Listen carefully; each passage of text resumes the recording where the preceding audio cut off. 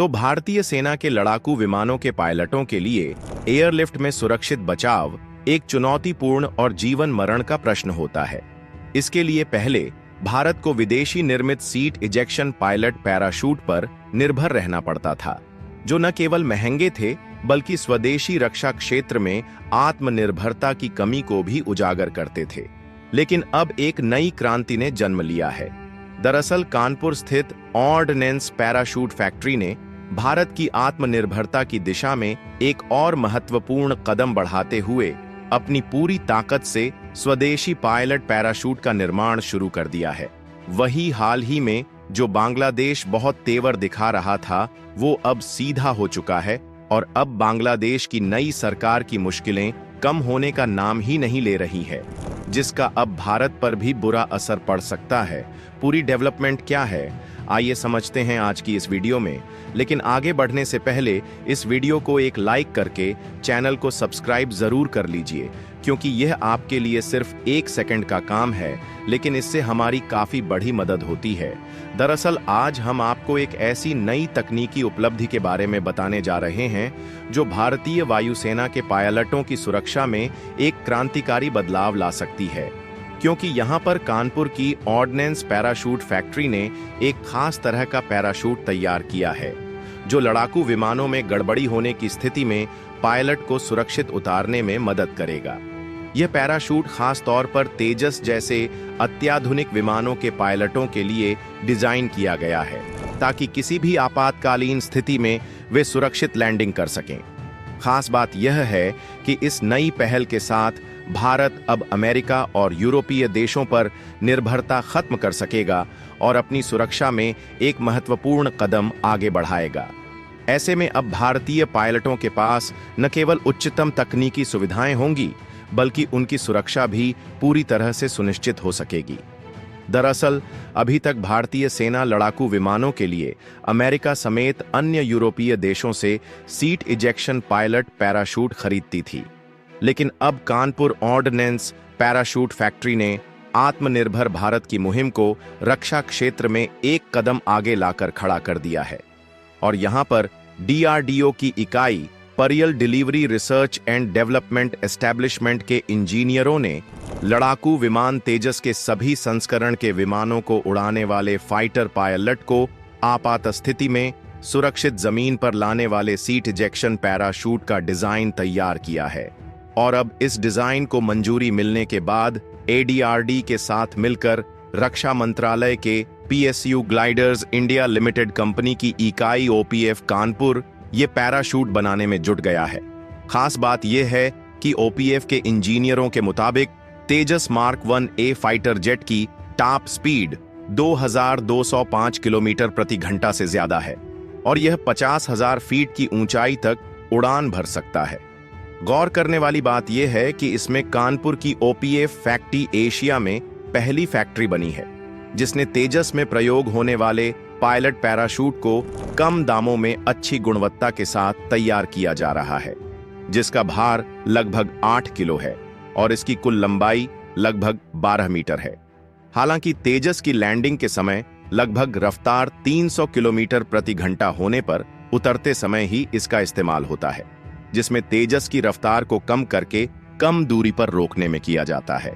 खास बात यह है कि इस फैक्ट्री में निर्माण होने वाले पैराशूट की लागत विदेशों से आने वाले पैराशूट से लगभग 2 गुना कम है, जहां इसकी कीमत लगभग 8 लाख तक है। और अगर आपको नहीं पता तो बता दें, यहां P7, Jaguar, Mirage, Sukhoi, MiG, हुएक जैसे विमानों के पैराशूट बनाए जा रहे हैं।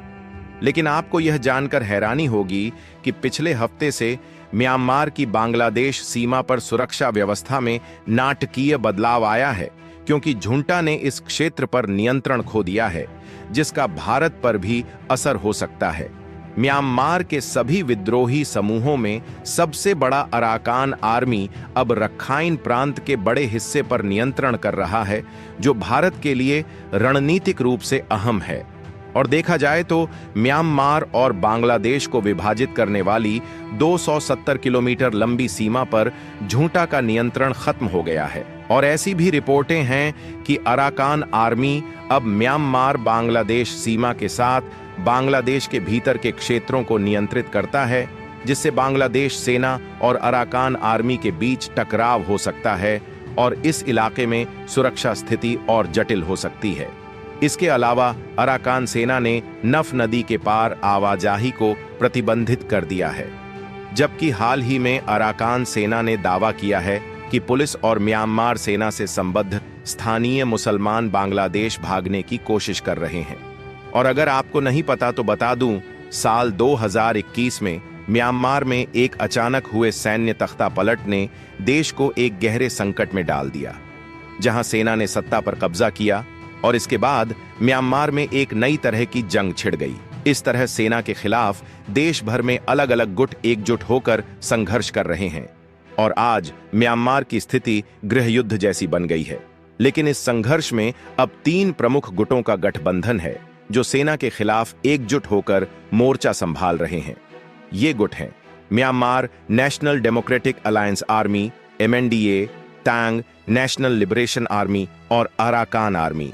इन गुटों ने देश के विभिन्न इलाकों में अपनी पकड़ मजबूत कर ली है और अब वे मिलकर एक शक्तिशाली गठबंधन बना चुके हैं, जिसका लक्ष्य म्यांमार में सेना के शासन को खत्म करना है।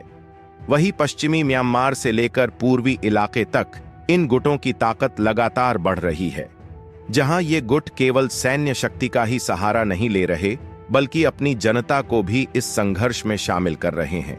और देखा जाए तो म्यांमार के लोगों की आवाज अब पहले से कहीं ज्यादा बुलंद हो गई है और उनका एक ही मकसद है, सेना का शासन समाप्त करना और लोकतंत्र की बहाली। जबकि म्यांमार के रखाइन समुदाय के लिए 2009 एक ऐतिहासिक साल था, जब उन्होंने अपनी स्वतंत्रता की ओर पहला कदम बढ़ाया। इस साल अराकान आर्मी का गठन हुआ, जिसे एक पूर्व छात्र एक्टिविस्ट त्वान मरात नाइंग ने नेतृत्व किया। शुरुआत में अराकान आर्मी का उद्देश्य केवल रखाइन राज्य में एक स्वायत्त शासन की स्थापना था, जहां वे संघर्ष की राह पर थे। लेकिन जैसे ही म्यांमार की सेना ने 2021 में तख्ता पलट कर दिया, अराकान आर्मी ने अपनी दिशा पूरी तरह बदल दी। अब उनका लक्ष्य केवल अपने समुदाय के अधिकारों की रक्षा करना नहीं, बल्कि म्यांमार की सेना के खिलाफ खुला मोर्चा खोलना था। यही वो वजह है जिससे आज बांग्लादेश की परेशानी काफी बढ़ चुकी है और यूनुस सरकार टेंशन में आ गई। लेकिन दोस्तों, भारतीय वैज्ञानिकों ने जिस state of the art parachute को बनाने की पहल की है, उससे अमेरिका भी परेशान है। और देखा जाए तो यह भारत के लिए काफी गर्व की बात है कि अब भारत में इस तरह के नए इनोवेशन हो रहे हैं, जिससे मेक इन इंडिया की ताकत बढ़ रही है। वैसे आपको क्या लगता है, क्या भारत मेक इन इंडिया पहल के तहत सही दिशा में आगे बढ़ रहा है या नहीं? कमेंट बॉक्स में अपनी राय जरूर दे। और हमने आपके लिए इस वीडियो में काफी रिसर्च किया है, उसके लिए वीडियो को लाइक करें, दोस्तों में शेयर करें और चैनल को सब्सक्राइब करके बेल आइकन को ऑल पर सेलेक्ट जरूर करें। जय हिंद, जय भारत।